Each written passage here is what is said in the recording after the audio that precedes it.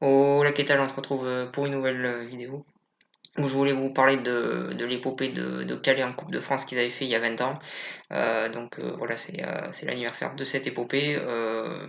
J'ai pensé à cette vidéo parce qu'il y a eu un documentaire dessus sur Eurosport qui est également disponible sur la chaîne YouTube de la Fédération française de football pour ceux que ça intéresse. Voilà sur ça, et je voulais revenir sur cette épopée et vous expliquer pourquoi pour moi cette épopée est la plus grande épopée de l'histoire de la Coupe de France.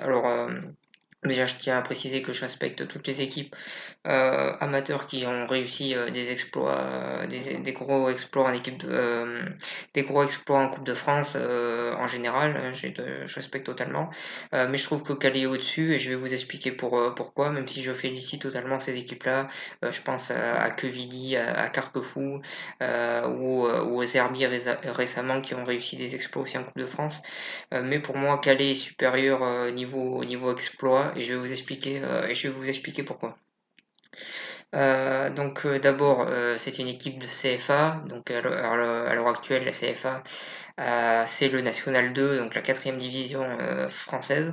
Et il faut savoir que le contexte était différent à l'heure actuelle, vu qu'à l'heure actuelle, certains joueurs de National 2 arrivent à vivre du football, d'autres non. Il y en a beaucoup qui réussissent pas à le faire par rapport à ce qu'ils gagnent, mais il y en a quand même qui réussissent à le faire. Et globalement, on est sur des équipes qui s'entraînent globalement en général tous les jours et qui s'entraînent dans des très bonnes conditions, avec des endroits pour s'entraîner en très très bon état et avec des bonnes infrastructures pour pouvoir s'entraîner.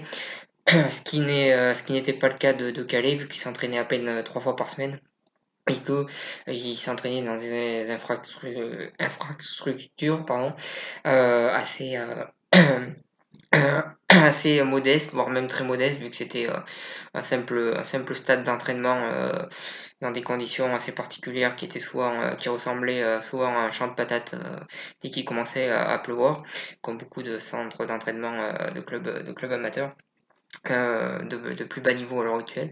Voilà sur ça. Donc on est vraiment sur une vraie équipe amateur, ce qui est moins le cas à l'heure actuelle, vu comme je dis, les équipes de National 2 à l'heure actuelle ils sont quand même dans des bonnes conditions.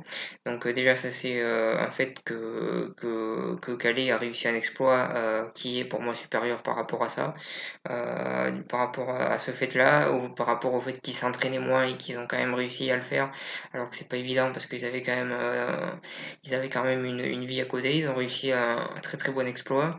Ils ont réussi à fédérer un groupe avec des joueurs forcément qui avaient du talent pour arriver là où ils sont arrivés jusqu'en finale. Voilà sur ça. Donc, euh, voilà, pour moi cet exploit est supérieur aux autres parce que là on est vraiment sur une vraie équipe amatrice qui a réussi à arriver jusqu'en finale de Coupe de France.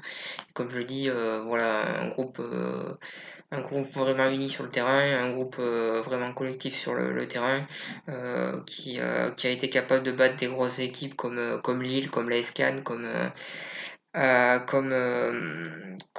Strasbourg ou comme les Girondins de Bordeaux.